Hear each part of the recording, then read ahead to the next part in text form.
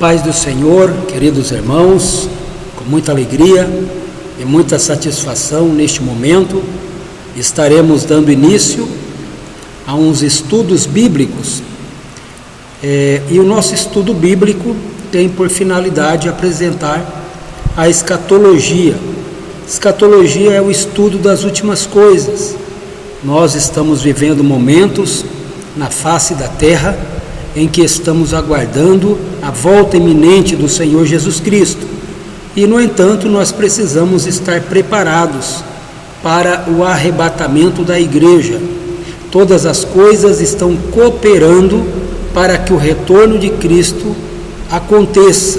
E nós precisamos, dentro da medida do possível, aqui eu quero apresentar durante esse período em que nós estaremos de quarentena, apresentando esse estudo bíblico para os nossos irmãos que estão ausentes dos templos, mas estão presentes na presença do Senhor Jesus. E antes de mais nada eu quero começar esse estudo fazendo uma oração, pedindo ao Senhor que venha falar conosco de forma sobrenatural. Oremos a Deus. Bondoso Deus e eterno Pai, diante da Tua presença neste momento, estamos aqui nesta noite para juntos aprendermos a Tua palavra. Fale conosco e fale com todos aqueles que irão assistir, meu Deus, esse estudo bíblico, dando força, encorajando. Deus, é o que eu te peço em nome de Jesus. Amém. Muito bem, queridos irmãos. Veja só o que diz a Bíblia Sagrada na segunda carta que Paulo escreveu a Timóteo, capítulo 3, versículo 1. Sabe, porém, isto, que nos últimos dias sobrevirão tempos trabalhosos. Isso está na segunda Timóteo, capítulo 3, versículo 1. O estudo da escatologia bíblica, ela traz ao coração dos salvos a esperança de um dia estarem para sempre com o Senhor Jesus Cristo. Essa é a nossa esperança, de um dia estar com o Senhor.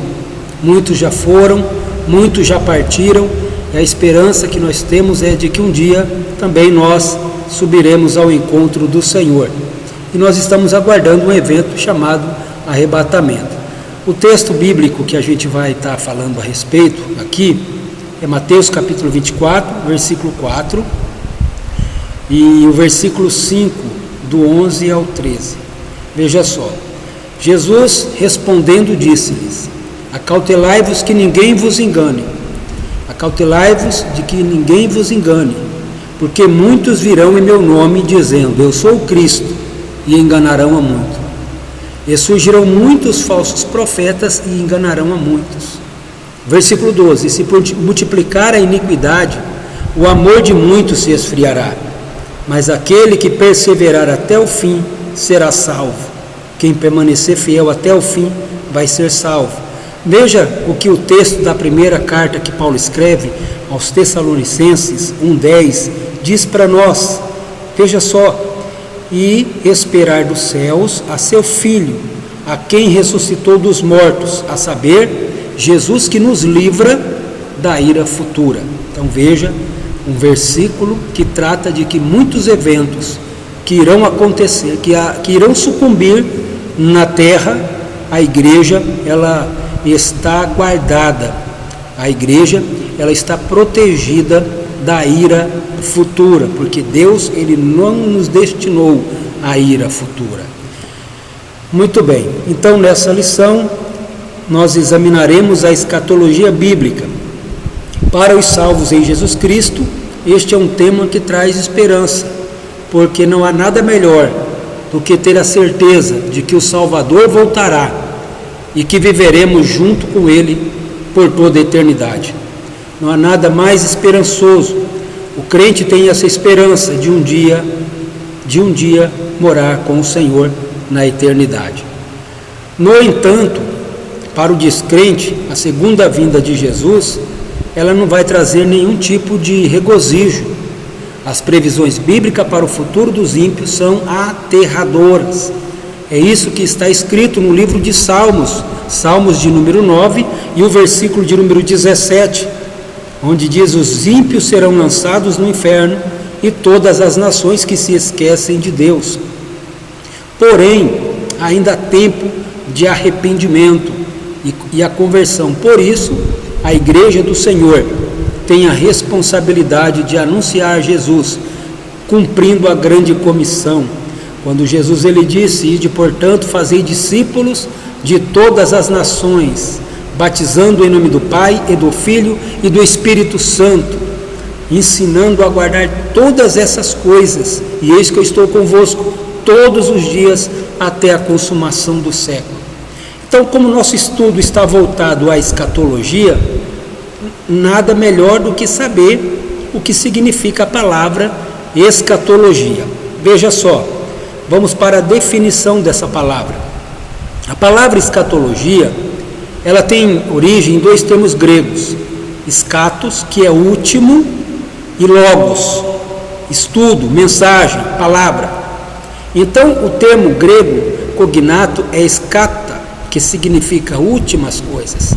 Então, a escatologia é o estudo das últimas coisas. O que seria, então, essas últimas coisas? Por exemplo, o arrebatamento, a grande tribulação, as bodas do Cordeiro, o tribunal de Cristo, não é? O milênio. Esse estudo é a escatologia, as ressurreições. Então vamos lá.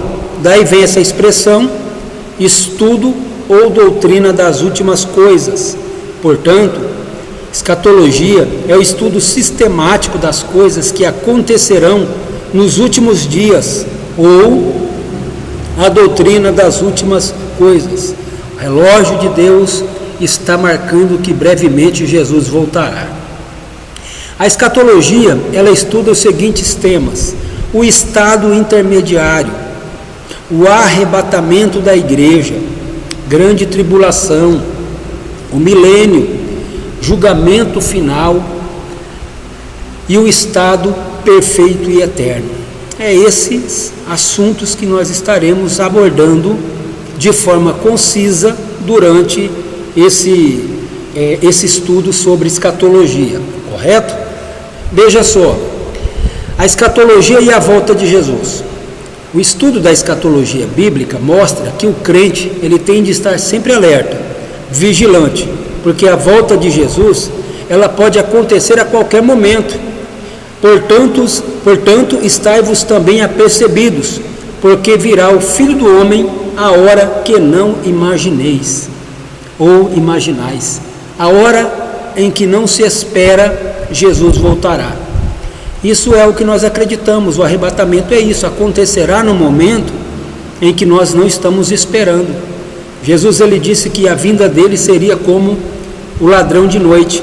Ninguém sabe a hora em que sua casa vai ser roubada, porque se a pessoa soubesse a que hora da noite o ladrão viria roubar a sua casa, essa pessoa estaria de pronto, preparada, esperando para surpreender o ladrão.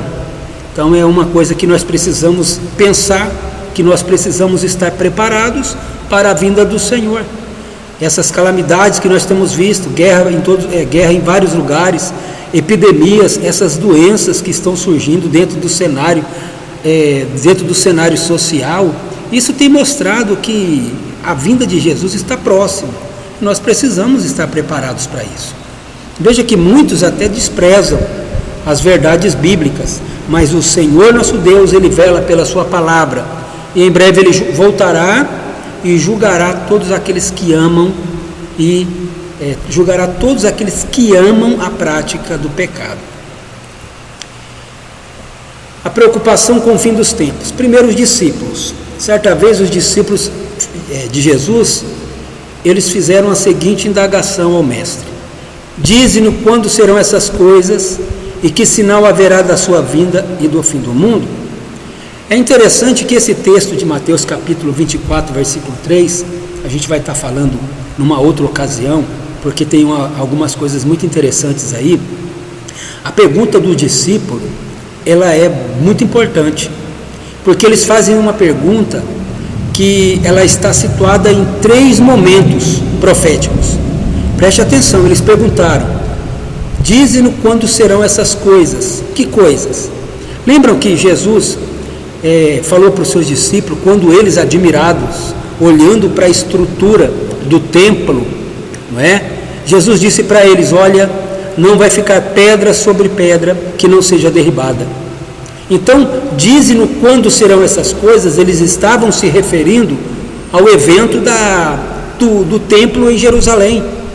Esse templo em Jerusalém, como eu já disse, eu quero até abordar esse assunto num estudo, num outro estudo, não é? É interessante porque, se você observar para a história do templo em Jerusalém, a gente vai perceber que houve três templos. Houve o primeiro templo construído por Salomão, houve o templo que foi reedificado por Esdras, não é? Esdras e Neemias ali, Esdras a parte do templo, e Neemias ele foi aquele que preparou os muros, deu uma melhorada nos muros de Jerusalém, levantou, reergueu os muros, e o profeta Ageu, ele foi um profeta que estimulou o povo a levantar o templo em Jerusalém. Então esse foi o segundo templo. Inclusive para Ageu ele vai dizer assim, ó, quem olha para esse templo agora sabe que ele é insignificante ao que ele já foi, mas a glória da segunda casa será maior do que a primeira. E aí no tempo de Herodes, para que Herodes ganhasse, né, o prestígio do povo judaico, ele acaba dando uma melhorada no templo, ele acaba ampliando o templo. No entanto, essa ampliação foi terminada historicamente no ano 66, da nossa era. Mas no ano 70 da era cristã, esse templo foi sucumbido, esse templo foi destruído. Então veja, 3 templos, então é importante a gente pensar nisso. Quando Jesus os discípulos disseram para Jesus, quando serão essas coisas, eles estavam se referindo ao templo. E que se não haverá da sua vinda, aí já está falando do arrebatamento, já está falando dos aspectos futuros. E o fim do mundo? Então o fim do mundo é alguma coisa que está mais distante ainda. Porque enquanto que no relógio divino, enquanto que no calendário divino não se cumprir todas as coisas, o fim do mundo não vai vir. Então é muito importante nós compreendermos esses aspectos. Tanto o discípulo quanto os cristãos do primeiro século desejavam saber a respeito do fim dos tempos, pois este é um assunto que chama a atenção de crentes e também de não crentes. Já no primeiro século, algumas pessoas não acreditavam mais na segunda vinda de Jesus, pois Pedro fala sobre os escarnecedores que diziam, onde está a promessa de sua vinda? Porque na mente da igreja do primeiro século, eles entendiam que a vinda de Jesus aconteceria nos seus dias. Eu acho interessante que quando Jesus ele foi assunto ao céu, os seus discípulos estavam ali vendo ele quando ele foi levantado, ele ascendeu aos céus, e aí as nuvens o cobriram. Eu acho interessante aquele texto, porque naquela ocasião aparecem anjos ali e perguntam para aqueles homens, varões galileus, por que vocês estão olhando para o céu? E aí ele vai dar uma resposta, esse Jesus que vocês estão vendo, assunto ao céu, ele voltará da mesma forma. Mas veja que em momento algum, aqueles anjos disseram quando que ele voltaria. Em momento algum, porque Jesus já tinha dito que a vinda dele seria como o ladrão de noite, seria como a vinda súbita de um ladrão. Então é importante nós entendermos que a igreja do primeiro século, eles esperavam a vinda de Jesus naquela geração.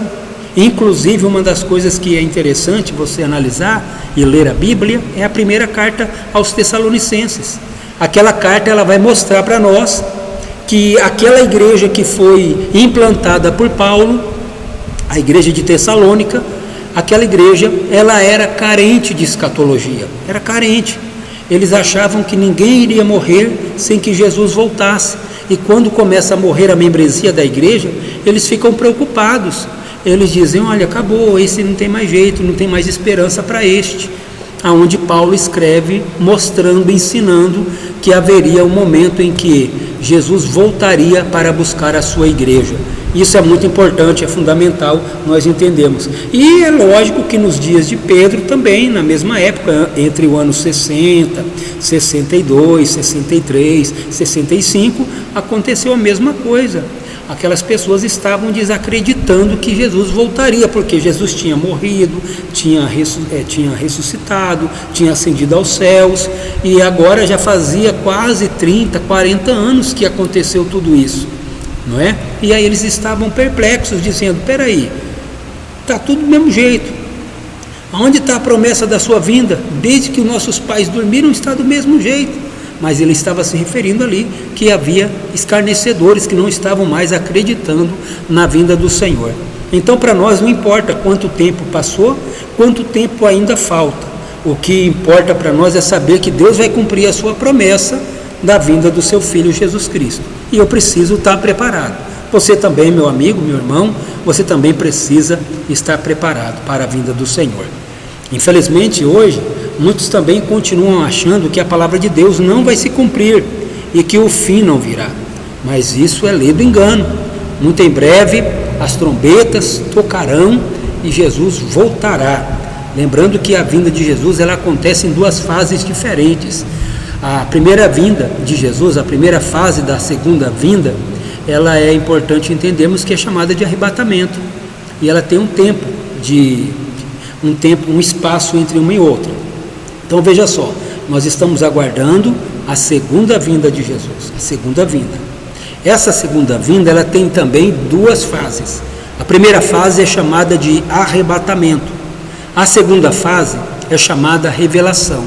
Entre o arrebatamento e a revelação existe um período de 7 anos, que é o período que ocorrerá aqui na terra a grande tribulação. Essa soma de saber esses 7 tempos, 7 anos, né?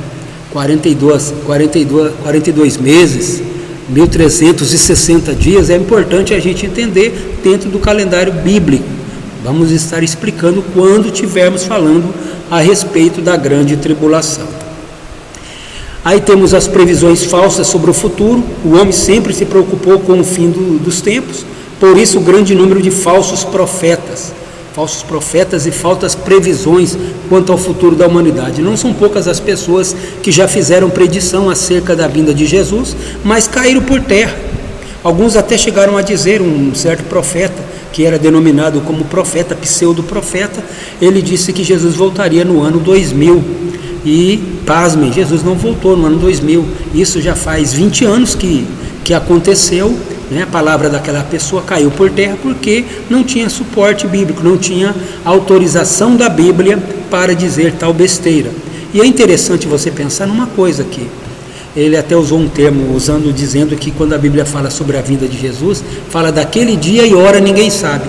Aí ele apropriou-se para dizer, bom, a Bíblia não fala dia e hora, a Bíblia fala que a respeito daquele dia e daquela hora ninguém sabe, mas do ano.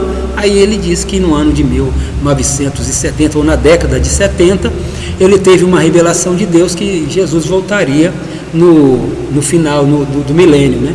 Na passagem do milênio, do ano 1999 para o ano 2000, e Jesus não voltou.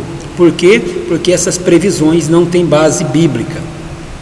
Então são inúmeras as seitas e falsos profetas que já marcaram a data da vinda de Jesus e o fim de todas as coisas, mas todos erraram. Lembram também que 2012 era o ano marcado para que acontecesse o fim do mundo. Também não aconteceu, a vinda de Jesus não aconteceu, mas eu quero dizer uma coisa para você, né? Eles estavam esperando aí os alinhamentos dos planetas, né? E que nesse alinhamento era um sinal, né, que Jesus voltaria. Já estamos aí no ano 2020 e não foi uma realidade. Mas a Bíblia nos diz que nós precisamos estar preparados para a vinda do Senhor em todo o tempo. Então se prepare. Falsos profetas, né? Certo pastor marcou o arrebatamento da igreja para o ano de 1993 e o início da grande tribulação, considerando que o ano 2000 seria o fim do 6º milênio. E claro que isso não foi uma realidade. Outro profeta, baseado em cálculos matemáticos, somando ou subtraindo referências bíblicas, utilizando a contagem bíblica dos tempos, assegurou que o anticristo ele seria revelado em 13 de novembro, de 1986 às 17 horas, veja só, em Jerusalém. Marcou o fim do mundo para março de 87, mais um falso profeta foi desmoralizado. Você viu as minúcias, os detalhes? Mas isso aí é coisa de pessoas que são falsos profetas, falsos líderes, falsos pastores. Existem diferentes interpretações escatológicas a respeito do fim, e não podemos estudar todas em uma única lição, mas vamos, porém, estudaremos algumas. Veja que a respeito das últimas coisas existem várias linhas de pensamento a respeito das últimas coisas. A primeira é chamada de futurista. Essa interpretação considera que a maior parte das profecias ainda vão se cumprir, começando com o arrebatamento da igreja e demais fatos subsequentes. Sem dúvida, é a mais adequada à realidade das profecias sobre os últimos tempos. Então, veja só, essa futurista, essa é a mais adequada. Nós somos considerados futuristas dentro das interpretações escatológicas. Por quê? Porque as futuristas acreditam que muitos eventos que estão escritos nos livros da Bíblia ainda vão acontecer, principalmente no Apocalipse. Existem muitas coisas que já cumpriram, mas existem muitas que vão acontecer, que vão se cumprir. Nós somos futuristas. Existem as igrejas pretéritas ou históricas. As pretéritas são aquelas que acreditam que todas as profecias elas já aconteceram no passado. As históricas é simplesmente uma analogia, não uma coisa tão real, mas a gente acredita no aspecto futurista. Essa corrente também ela se subdivide em pré-tribulacionista. Essa corrente afirma que o Senhor Jesus arrebatará a sua igreja antes da tribulação. Isso aí é um forte marcador ou divisor de águas para nós cristãos. Nós somos pré-tribulacionistas, ou seja, nós acreditamos que antes que a tribulação aconteça, nós sairemos antes. Então, pré-tribulacionistas. Nós acreditamos que a igreja ela não irá passar pela grande tribulação. Nós temos a promessa de Deus que nós não vamos passar na grande tribulação. Segundo Tim LaHaye, aqueles que interpretam a Bíblia literalmente encontram razões fortes para crer que o arrebatamento será pré-tribulacional. Ou seja, Jesus vem antes da tribulação. E a tribulação, o arrebatamento é o elo que irá desencadear, a grande tribulação. Após o arrebatamento, então vem a grande tribulação. O ensino a respeito do arrebatamento é uma doutrina fundamental, porém o povo de Deus não precisa estar dividido quanto a tal assunto.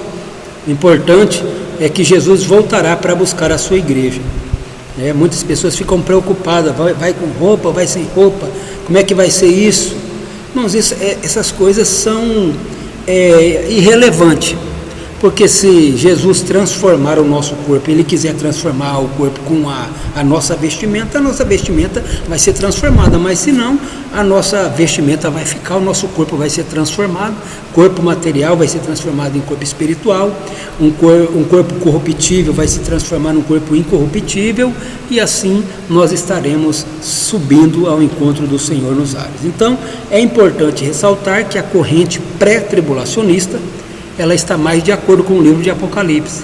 Para os pré-tribulacionistas, os crentes serão guardados da tribulação.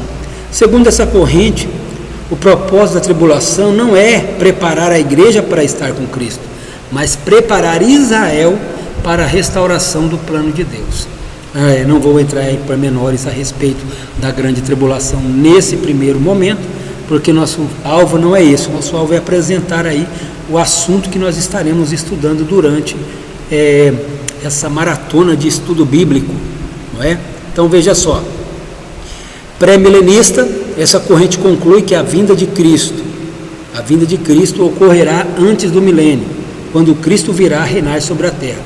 Então nós acreditamos que haverá um momento na terra chamada de milênio, onde haverá Deus ele irá implantar na terra um período de paz, um período onde a morte vai ser uma coisa que acontecerá muito raramente, Inclusive vai acontecer a morte, pessoas vão morrer, vão morrer na época do milênio, mas é uma coisa rara. É uma coisa rara alguém morrer nesse período.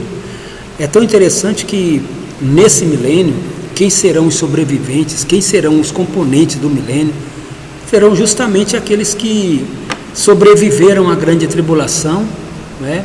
As nações que sobreviveram à grande tribulação. Esses serão componentes do milênio que estarei explicando quando nós estivermos estudando a respeito disso.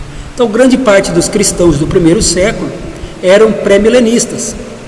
Segundo o pastor Cláudio Honor de Andrade, tal posicionamento foi duramente combatido por Orígenes, que, influenciado pela filosofia grega, passou a ensinar que o milênio nada mais era que uma referência alegórica à ação do evangelho na vida das nações. Não.